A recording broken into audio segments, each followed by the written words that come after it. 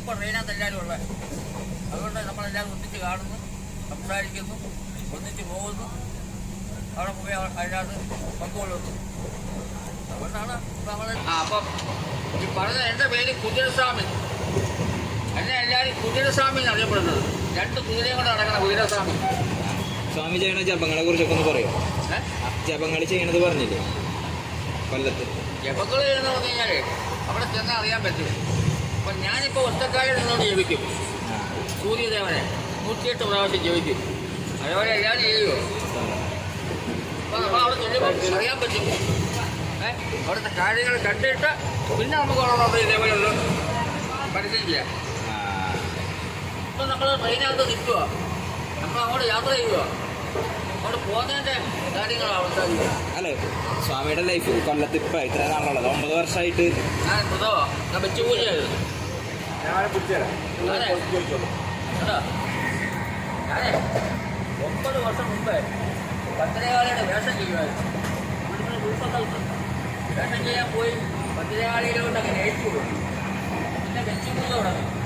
ആദ്യം സമ്മതിക്കില്ല, പിന്നെ പുതിയതവിടെ പൂജിക്കാൻ തുടങ്ങി. അങ്ങനെ ലോറി ഡ്രൈവറായിട്ട് കയറി. ഞാൻ ഇവിടെ ലോറിക്കാണ് വീട്ടിൽ ശരിയിൽ അത് വെച്ച് പൂജ തുടങ്ങി. താടി വളരെ കിടയായി. വണ്ടി കൂടെ സമ്മതിച്ചിട്ട് അങ്ങനെ വണ്ടിയിൽ ഇറങ്ങി. അങ്ങനെ ഇറങ്ങിയപ്പോൾ എനിക്ക് 2 കുതിര തന്നു. പിന്നെ അയ്യപ്പനകത്ത് ഒരു കുതിര തന്നു. ഒരു കൊച്ചുകളി ക്ഷേത്രത്തിൽ കുതിര തന്നു. ഇത് 2 ദേവിമാരാണ്. അതെനിക്ക് പിന്നെ മനസ്സിലായത്. കുറ്റാൻ നമ്പർത്തില്ല, ഒരു പരിപാടി കൊണ്ടുപോകാൻ നമ്പറില്ല. എനിക്കറിയാമോ ആ കാഴ്ച വെച്ച് വലിയ ചിന്ത കിട്ടുന്നു. എന്നെ പരീക്ഷിച്ചുകൊണ്ടിരിക്കുന്നോ എന്നെ പരീക്ഷിക്കാൻ വേണ്ടി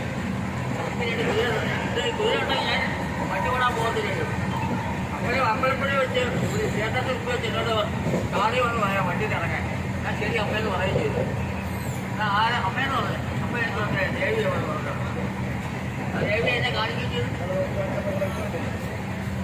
ശബരിമല അയ്യപ്പനെ നേരി കാണിച്ചു. എന്നാൽ അയ്യപ്പന് പ്രായം കൂടുന്നില്ലെന്ന് എനിക്ക് മനസ്സിലായി. 12 വയസ്സേ ഉള്ളൂ. ശബരിമല അയ്യപ്പനെ 12 വയസ്സേ ഉള്ളൂ. 12 എന്ന് ചോദ്യം പോയി അതേ പ്രായം. ഒരു മാറ്റില്ല. അതാ ദൈവങ്ങൾക്ക് പ്രായമില്ല. ദൈവങ്ങൾ ഒരിക്കലും വളരത്തില്ല. മനുഷ്യരും മൃഗവും വളരില്ല. അങ്ങനെ വളരാനാണെങ്കിൽ സൂര്യദേവം വളരണം, ചന്ദ്രദേവം വളരണം. യേശു എന്ന് പറയുന്നത് ഒരാളെ ഉള്ളൂ. യേശു വളരട്ടെ. യേശു വളരുമോ? വളരത്തേ എന്നും ഇങ്ങനെ തന്നെ ഇരിക്കും.